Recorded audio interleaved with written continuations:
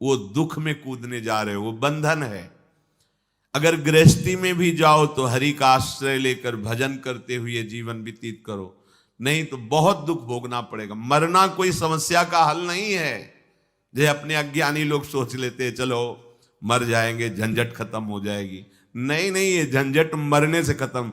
मरना क्या है? एक स्वप्न है, आंख खुलेगी फिर नया जन्म, फिर नया प्रपंच, फिर नया दुख। कैसे कैसे दुख हैं। शरीर है पर चल नहीं सकते, एक कदम भी उठाना है तो दूसरा। कैसा जीवन! पूरे जीवन आंख नहीं है, कुछ देख नहीं पा रहे, कान नहीं, कुछ सुन नहीं पा रहे, जबान नहीं, कुछ बोल नहीं पा रहे। खाने की व्यवस्था है, लीवर फेल हो चुका है। लीवर बढ़िया है, भोजन की व्यवस्था नहीं। देखो ना, भोग भोग रहे हैं, तृष्णा बढ़ रही है, कामना बढ़ रही है। तृष्णा कामना से पीड़ित होकर अधर्म आचरण किया, जेल भोग रहे, नरक भोग रहे। क्या है ये प्रपंच? जरा कभी पर विचार करने का समय कहां देती माया। वो तो प्रवाह में बस बहाए चली जा रही। बड़े भाग्यशाली जन हैं जिनको सत्संग मिलता है, शास्त्र स्वाध्याय मिलता है और विचार करने का अवसर मिलता है। प्रश्न हुआ कि जिन्होंने मन को भोगों में फंसा रखा है, मन पर विजय नहीं प्राप्त की, इंद्रियों को विषयों से विलग नहीं किया, शरीर में अहम बुद्धि रखते हैं,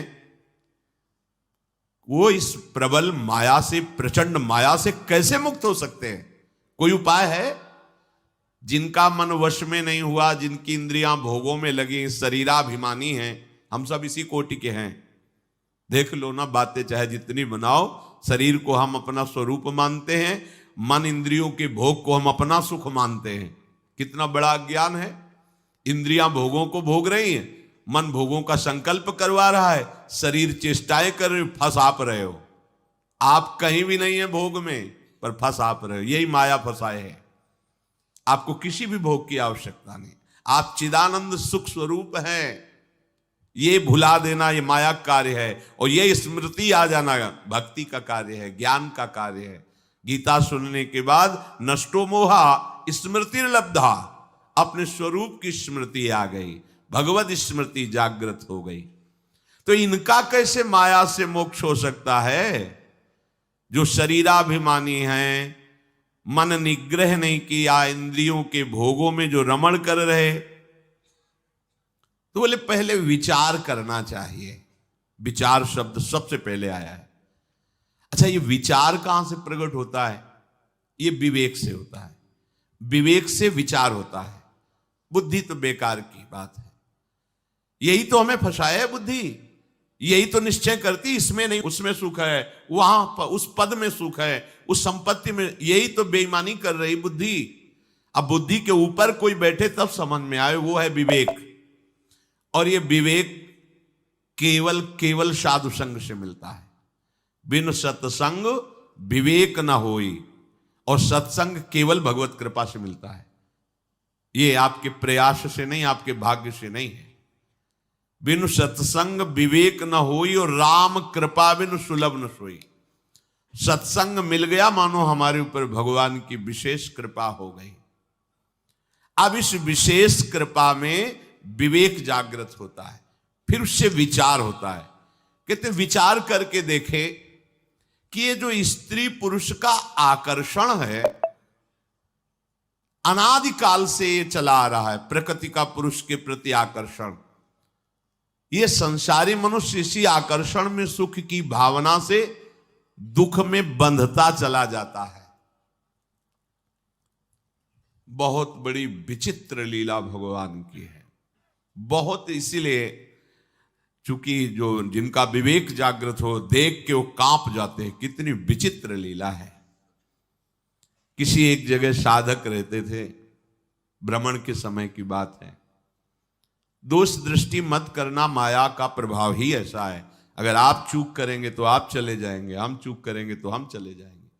चूक नहीं होनी चाहिए। चूक का मतलब आज्ञा उल्लंघन, शास्त्र आज्ञा उल्लंघन, गुरु आज्ञा उल्लंघन, ये चूक है, ये आपको ले जाएगी।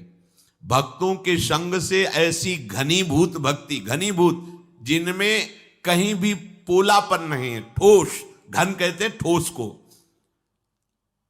अगर घनीभूत भक्ति है तो भक्तों की कृपा से जागृत होती। भक्तों की कृपा का स्वरूप उनके वचनों के अनुसार चलना। अगर घनीभूत भक्ति नहीं, उसमें पुलापन है, तो फिर गिरने के चांस है। एकांत जंगल में वो रहते थे, पूरे आश्रम में अकेले 2, 4, 10 लोग दिन में आ जाते थे, शाम के नहीं। वहां एक पागल शरीर वाली स्त्री दरवाजे पे गेट के ऐसे ही, उनको दया आई, सर्दी का समय था, अंदर कर लिया, भोजन पवाया। साधु का हृदय ही ऐसा होता है। पर दया बिना साधु कसाई, और दया करी तो आफत आई। दोनों बातें ध्यान रखनी चाहिए।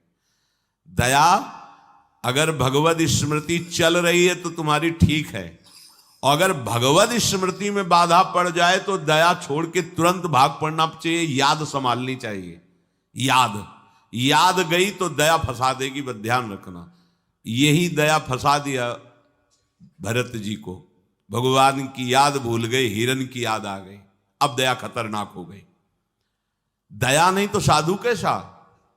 दया बिना साधु कसाई, और दया करी तो आफत आई। ध्यान रखना। भगवान भी सावधान कहते हैं, करुणा करो सब पे, दया पर निर्मम होकर। ममता नहीं होनी चाहिए। अगर ममता हुई तो चूक हो गई, फिर तो गए। अब उनको ऐसा करना चाहिए, कंबल दे देते, भोजन दे देते, उसको विदा कर देते, पर ऐसा नहीं हुआ। त्रुटि हो गई। धीरे धीरे वो वहीं रहने लगे। कुछ समय बाद मार्ग भ्रष्ट हो गए, भागना पड़ा वहां से। ये क्या? किसी भी रूप में माया शक्ति है। दया, करुणा, सेवा, भावना, सावधान। अगर विवेक है, विचार है, तो आज्ञा पर चलो, शास्त्र आज्ञा पर चलोगे, कहीं कोई बाल बांका नहीं। शास्त्र आज्ञा करता है, बलवान इंद्रिय ग्रामो विद्वानमपि कर्षति। इंद्रियां बड़ी बलवान हैं, बड़े बड़े ज्ञानियों को, विद्वानों को भी विषयों में फंसा देती हैं। इसलिए परस्पर प्रकृति पुरुष के आकर्षण से उपासक जो बचने के लिए चला है, उसे एकांत में कभी संभाषण या किसी भी तरह की एकांतिक वृत्ति परस्पर आकर्षण वाले शरीर के साथ स्वीकार नहीं करनी चाहिए, नहीं तो बंध जाएगा। देखो ना, सुख की प्राप्ति के लिए वो चेष्टा करता है और उससे बड़े बड़े दुखों का सामना करना पड़ता है।